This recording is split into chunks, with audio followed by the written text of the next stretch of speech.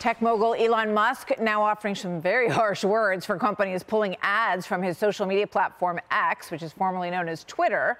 X has lost a lot of big name advertisers since Musk was accused of endorsing an anti-Semitic post earlier this month. It got him in a heap of trouble with a lot of people, including these companies. So yesterday, this was quite something.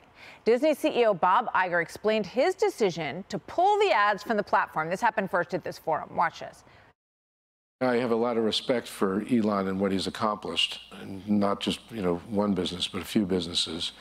And we know Elon is larger than life in many respects. By him taking the position that he took in quite a public manner, we just felt that the association with that position and Elon Musk and X was not necessarily a positive one for us, and we decided we would pull our advertising.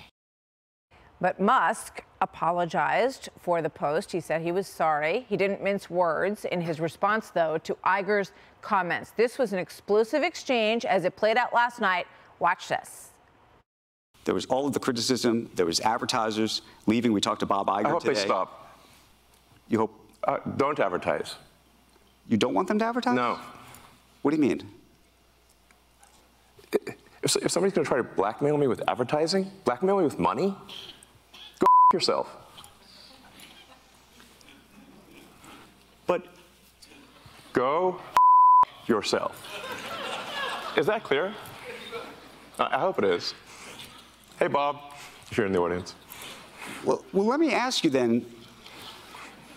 That's how I feel. Don't advertise. Well, it's always interesting to watch Elon Musk interviews. I mean, Kayleigh, he's always kind of breaking the mold. So he's saying, well, if Twitter fails, or X fails, excuse me, if the company fails, it's going to be on these people. Yeah. And I'm okay with that.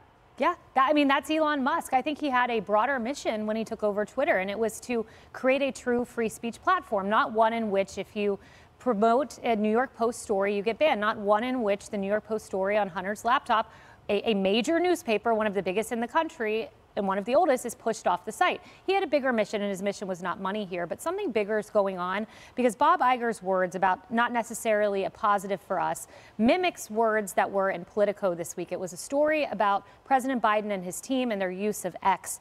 And there was a quote in there from Rob Flaherty, and Rob Flaherty is the guy who was White House Digital, now he's on the campaign. We look at this as an increasingly hostile place, this meaning X. It was initially a place that its value was for communicating with elites and reporters and high information people. Think about how arrogant that sounds. But it was also a place where politics could move into culture in a real way. And the quote goes on. Basically, the article was about the White House viewing Twitter, or X, as a sewer. And I point that out because this language about a sewer, not positive, comes as Twitter, or X, if you will, is increasingly unaccountable to a White House which came into office issuing demands for Twitter to take down posts that question vaccine, censor information. This is bigger than one advertiser. This is questioning a platform that is truly free speech, questioning a platform that is saying, we're not going to regulate in the same way, we're not going to shape elections in the way they did, arguably, with the Hunter Biden story. Rachel, what do you think about that? Because it did remind me, actually, of Musk's comments when he bought Twitter, then called Twitter. He said, well, it's not about the money. I don't really care if it makes money or not. And right now it's in deep financial trouble, and they're also losing subscribers to X as well. So is the model working? Is he truly creating that town square open area for free speech that he envisioned? Yeah, I mean, I go on Twitter, now X, and I can see things that I know I wouldn't have seen before Elon Musk was in. Elon Musk's frustration in that video, to me, Martha, is he knows that Bob Iger doesn't really care about what Elon. He's not outraged by Nazism or whatever he sees on Twitter. What he hates is free speech. What he hates is Elon Musk in charge of that site or that platform, because it enables free speech. Media Matters is a big part of this. Media Matters is sort of like the beginning of cancel culture, and we have to understand how it works, because it actually affects our company too. They have people that they are assigned to, so they'll follow you or you. Probably not you, probably me. And they will find things that I say that are a little bit racy, and they'll try to get you fired. This is a model that has been very effective because they get advertisers, you know, to leave, you know, these companies. And so this is what he's fighting against. I didn't see this kind of outrage, by the way, when the Wall Street Journal did the story on Instagram and pedophilia. These advertisers weren't upset. Yeah, this is totally ideological. And they want control of the censorship industrial complex, and Elon Musk is a threat to that. Rachel, I would say I disagree. So I think this isn't a question of freedom of speech. That's why we're here. I know, but this isn't about freedom of speech. This is about free markets.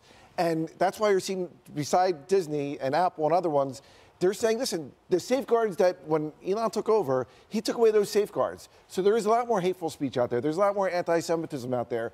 And again, we can't cheer when he gets rid of those things, and there's negativity on there, and people are saying it's not a safe place anymore. There's not, and even Elon, and he apologized for it, but he profiled an anti-Semitic tweet. He apologized for it after the fact, but that shouldn't be happening in America. It really shouldn't. And if it does, then you could vote with your wallet. And there's a lot of ESG involved in this as well. No. Yeah, you know. I wholeheartedly agree with you, but I think the difference here and the distinction is that it's all virtue signaling. So, for example, Elon Musk at that forum went on to say, what I care about is the reality of goodness, not the perception of it.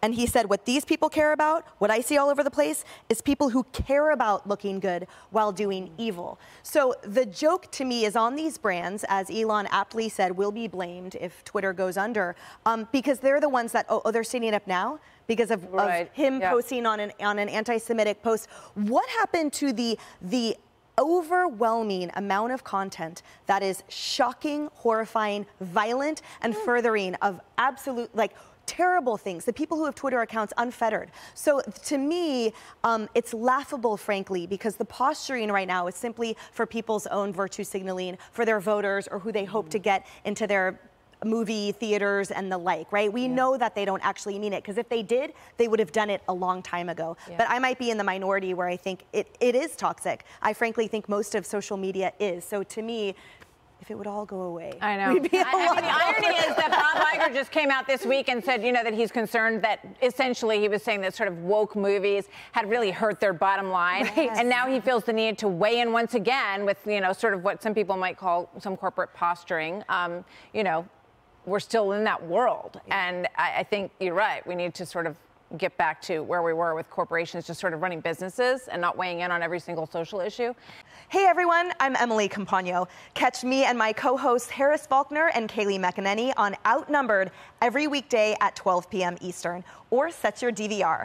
Also, don't forget to subscribe to the Fox News YouTube page for daily highlights.